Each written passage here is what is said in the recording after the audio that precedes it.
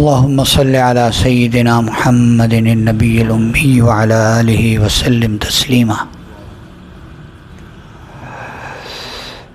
عزیز دوستو، نبی کریم صلی اللہ علیہ وآلہ وسلم کی سیرت طیبہ کا ایک مبارک پہلو اور روشن اور نمایاں پہلو یہ ہے، آپ نے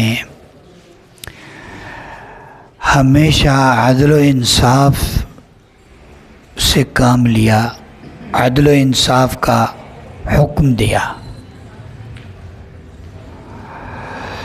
یہ ایک معاشرتی طور پر پرسکون رہنے اور رکھنے کے لیے ایک زبردست فارمولہ ہے۔ یہ اس قدر ضروری چیز ہے کہ اسی کو مد نظر رکھتے ہوئے ایک بات مشہور کہی جاتی ہے، آپ نے بھی سنی ہوگی بہت مرتبہ، کہ کوئی کفر اور شرک کے ساتھ تو حکومت کر سکتا ہے کامیاب طور پر، لیکن کوئی ظلم کر کے حکومت نہیں کر سکتا۔ ظالم زیادہ دیر ٹکتا نہیں ہے۔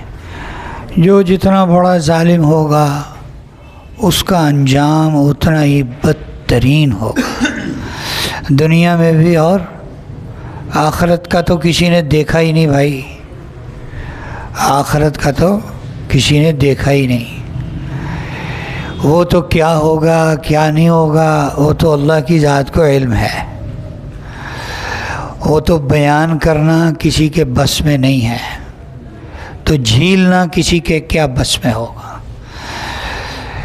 لیکن چونکہ وہاں موت نہیں ہوگی، جو جنت میں چلا گیا تو جنت کے مزے ہمیشہ کے، اور جو پکڑا گیا جہنم میں تو جہنم کی مصیبت ہمیشہ کے لیے۔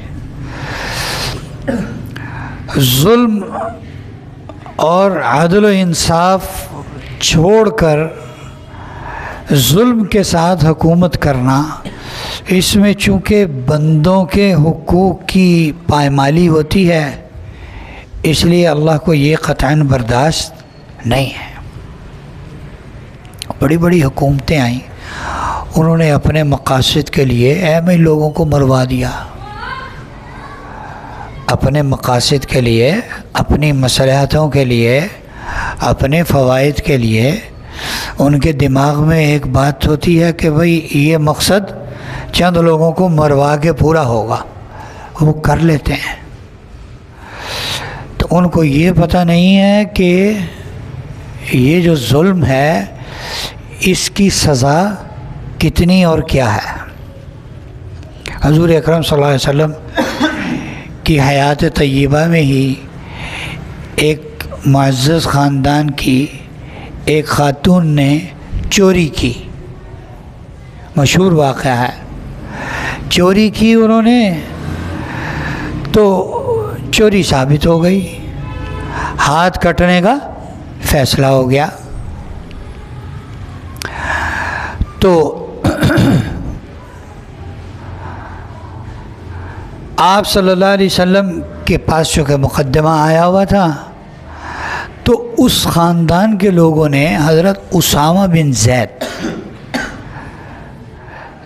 رضی اللہ تعالیٰ عنہ کو سفارشی بنا کے بھیجا کہ آپ ہماری سفارش کر دیں، چونکہ حضرت اسامہ بن زید کو کہا جاتا تھا کہ حبہ وابن حبہ، کہ حضرت زید حضرت اسامہ جو ہیں یہ بھی آپ صلی اللہ علیہ وسلم کے نزدیک انتہائی درجے والے ہیں، اور ان کے والد بھی حضرت زید بھی انتہائی، یعنی یہ دونوں باپ بیٹا آپ صلی اللہ علیہ وسلم کے محبوب ترین لوگوں میں سے تھے۔ حضرت اسامہ بن زید کو سفارشی بنا کے کہا کہ آپ ہماری سفارش کریں کہ ہماری عورت کا ہاتھ کٹنے سے بچ جائے، اس کا ہاتھ کٹے گا ہماری ذلت ہوگی۔ تو جب وہ سفارش لے کر آئے تو حضرت صلی اللہ علیہ وسلم کو اس قدر غصہ آیا، اس قدر غصہ آیا. آپ نے ارشاد فرمایا تم سے پہلے قومیں اسی وجہ سے تباہ ہوئیں کہ ان میں امیر کے لیے اور قانون تھا، معزز کے لیے اور قانون تھا، اور چھوٹے لوگوں کے لیے، غریبوں کے لیے اور قانون تھا. امیروں کے لیے وہ قانون میں تبدیلی کر لیتے تھے اور نرمی پیدا کر لیتے. پھر قسم کھا کر فرمایا کہ اگر بالفرض فاطمہ بنت محمد بھی چوری کرے گی اس کا بھی ہاتھ کٹے گا. یہ ہے انصاف، یہ ہے عدل. یا ایھا الذین آمنوا کونوا قوامین للہ شہداء بالقسط اعدلوا هو اقرب للتقوی. عدل انصاف کرو، یہ تقوی ہے، یہ تقوی کے زیادہ قریب ہے. یہی تقوی ہے، عدل انصاف کرنا.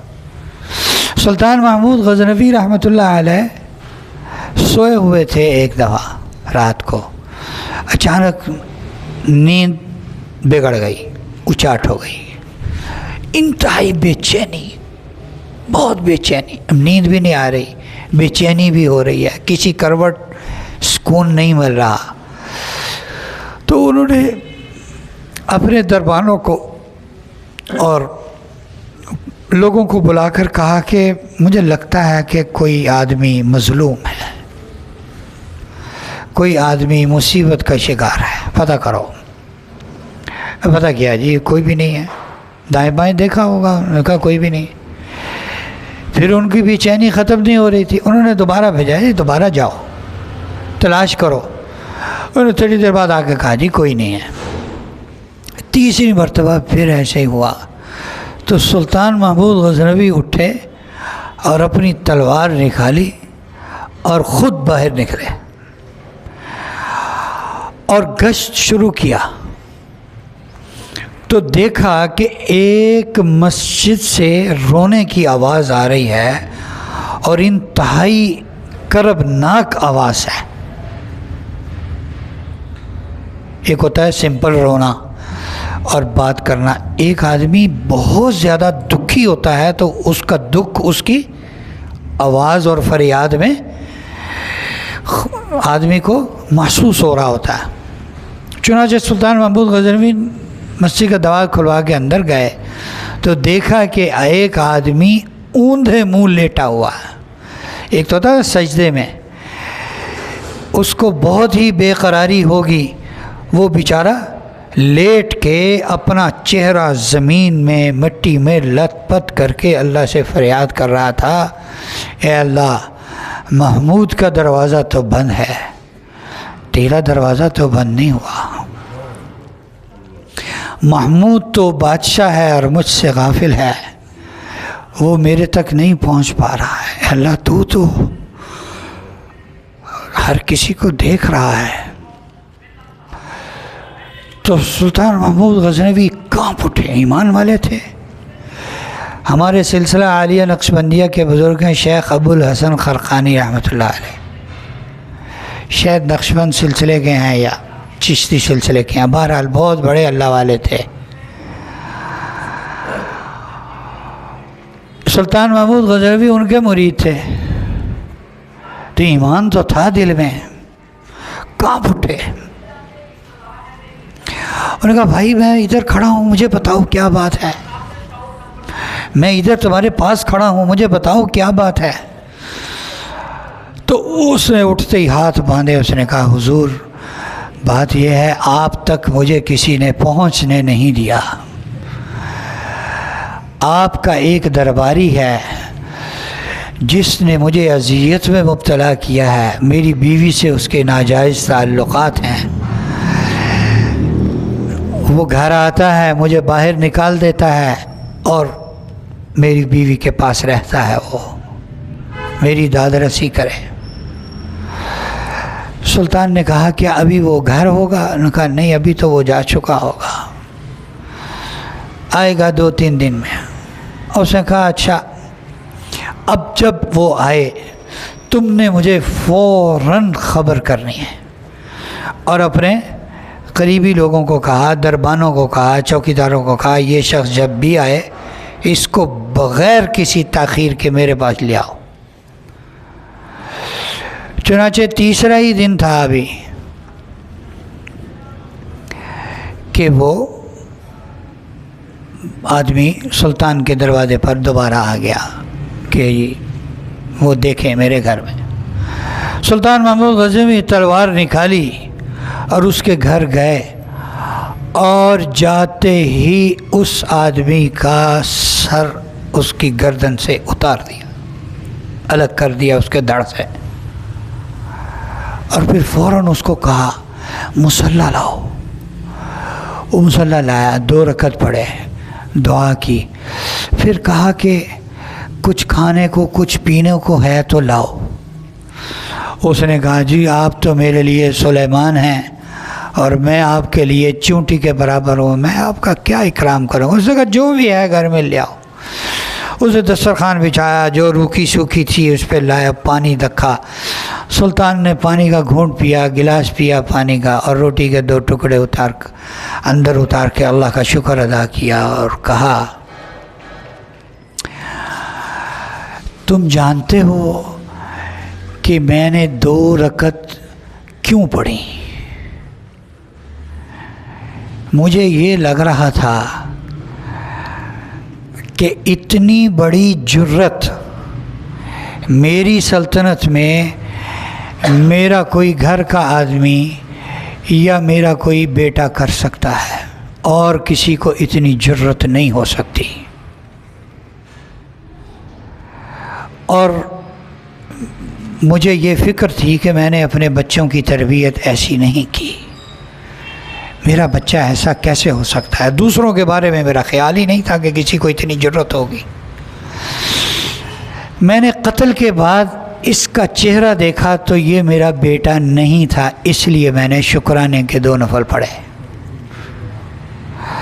اور میں نے تجھے کہا کہ میرے لیے کچھ کھانے پینے کو لاؤ، میں نے اس لیے کہا کہ جب سے تمہاری شکایت سنی اس وقت سے میں نے عہد کیا تھا جب تک تمہیں انصاف نہیں ملے گا نہ کچھ کھاؤں گا نہ پیوں گا۔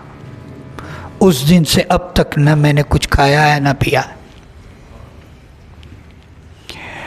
عدل و انصاف کے ساتھ آپ کے ساتھ اللہ کی مدد ہوگی، آپ کے ساتھ اللہ کی مدد ہوگی۔ اچھا، ان کو محمود غزنوی کو شیخ ابو الحسن خرقانی رحمۃ اللہ علیہ کے پاس آتے جاتے تھے نا، تو ایک مرتبہ انہیں کہا حضرت کوئی ہدیہ دے دیں، کوئی تبرک دے دیں۔ انہوں نے اپنا جبہ دیا، محمود غزنوی کو اپنا جبہ دیا۔ آپ کو یاد ہے سلطان محمود غزنوی رحمۃ اللہ علیہ نے ہندوستان پر بہت حملے کیے تھے، اور ایک حملہ اس میں فتح کیا تھا سومناتھ کا مندر تھا، کوئی جس طرح ہمارا بیت اللہ ہے وہ ان کا اس کے برابر کا درجہ تھا اس کا۔ تو وہ چونکہ سارا ہندوستان اس سومناتھ کے مندر کو بچانے کے لیے وہاں پر پہنچ چکا تھا، تو بڑی سخت لڑائی ہوئی۔ تو عین لڑائی میں سلطان محمود غزنوی رحمۃ اللہ علیہ نے 2 رکعت نماز پڑھی، عین لڑائی میں، لڑائی ہو رہی ہے، اس نے جنگ کے دوران 2 نفل پڑھے، اور ابو الحسن خرقانی رحمۃ اللہ علیہ کا جبہ ہاتھ میں لے کر اللہ کو واسطہ دیا، یا اللہ یہ جبے والا تیرا انتہائی برگزیدہ بندہ ہے، اس کی برکت سے ہمیں فتح عطا فرما۔ چنانچہ وہ فتح ہوئی۔ اچھا، یہ رات کو سوئے تو خواب میں شیخ کی زیارت ہوئی، اور انہوں نے بہت ہی ڈانٹا اور کہا تو نے اتنی چھوٹی سی دعا کی، اگر تو پوری دنیا فتح کرنے کی دعا کرتا اللہ تجھے پوری دنیا کا فاتح بنا دیتے، تو پوری دنیا کی ہدایت کے لیے دعا کرتا اللہ پوری دنیا کو ہدایت دے دیتا۔ ایک بادشاہ گزرا ہے سلطان الپ ارسلان، اس کا کوئی بیٹا تھا سلطان ملک شاہ۔ یہ غالباً ترک ہیں. ایک دفعہ شکار کر رہا تھا کسی جنگل میں، تو اس کے ساتھ جو لوگ تھے فوج کے، انہوں نے ایک بڑھیا کی جھونپڑی کے باہر اس کی گائے بندھی ہوئی تھی، اس کو ذبح کیا اور کھا گئے. اس نے بڑا شور مچایا، انہوں نے ایک نہیں سنی. وہ کسی نہ کسی طرح ملک شاہ کے پاس پہنچ گئی، اور اللہ کی شان، وہ ایک پل پر سے گزر رہا تھا تو یہ آگے آ گئی اور اس کو کہا کہ ملک شاہ، یا تو اس پل پر انصاف کر دو یا پھر تمہارا میرا فیصلہ پل صراط پر ہوگا، جو تمہیں پسند ہے. ایمان والا تھا، کانپ اٹھا. انہوں نے کہا بی بی ادھر ہی کرو جو کرنا. ابھی سواری سے اترا. کہا کیا مسئلہ ہوا؟ کہا تم شکار کر رہے تھے تو تمہارے لوگوں نے میری گائے ذبح کی اور کھا لی. میں بیوہ عورت ہوں، میرے 3 بچے ہیں چھوٹے چھوٹے جو اس گائے کے دودھ پر پلتے ہیں، اور کوئی میرا آسرا نہیں ہے. وہ تو میرا سب کچھ کھا گئے، میں بھی مروں گی، میرے بچے بھی بھوکے مریں گے. چنانچہ اس نے 70 گائے دیں اس کو. کتنی؟ 70 گائیاں دیں اسے. اور پھر وہ راضی ہوئی اور کہا بی بی اللہ کا واسطہ ہے، اب تمہارا میرا معاملہ صاف ہوا. اور جنہوں نے وہ کھائی تھی پھر ان کو سزا بھی دی کہ تم نے بغیر اجازت کے میری رعایا کے ساتھ ایسا سلوک کیا، بغیر اجازت کے تم نے اس کی گائے کو ذبح کر کے کھا لیا، تو ظلم ہے، اور ہم تو انصاف کے لیے آئے. تو بھائی ہر آدمی، دیکھیے ایک ہے پاکستان کی سلطنت ہے، اللہ قائم و دائم رکھے ہمیشہ، اور ایک ہے ہم میں سے ہر ایک کے گھر میں اس کی سلطنت ہے نا بھائی، آرڈر چلتا ہے.